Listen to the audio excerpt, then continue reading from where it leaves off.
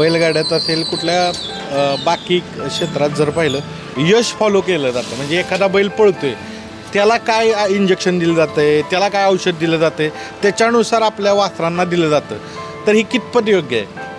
अक्षरशः चुकीची गोष्ट ही. कारण की बघा, प्रत्येक ठिकाणी वेदर कंडिशन वेगळे असतात.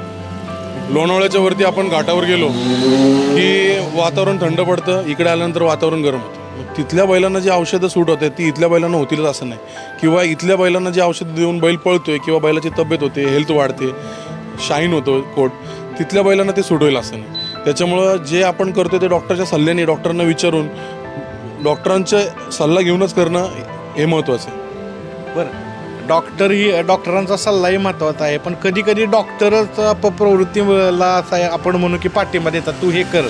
अनेक बैलांचे त्यामुळं मृत्यू झालेत, तुम्ही बघितला असेल. आता आपण बघतोय ह्या 15 दिवसामध्ये किंवा 1 महिन्यामध्ये भरपूर नामांकित बैल देवाघरी गेलेत. तर ते ह्या अशा कारणांमुळेच गेले, कारण की माझं नाव मोठं झालं पाहिजे ही भरपूर गाडा मालकांमध्ये गैरसमज आहे. तर एक हाऊस म्हणून मालकांनी खेळलं पाहिजे, खेळाडू वृत्तीने खेळलं पाहिजे.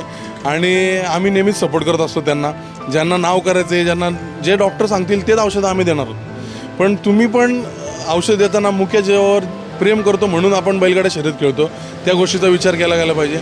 नॉर्मल मल्टीविटॅमिन, कॅल्शियम किंवा मिनरल मिक्सचर किंवा मिनरल्स ही औषधं आपण रेग्युलर बैलाला चालू ठेवू शकतो. उदाहरणार्थ लिव्हर टॉनिक, बैलाचा स्किन कोट चेंज करणारे किंवा मसल वाढवणारे औषध देऊ शकतो.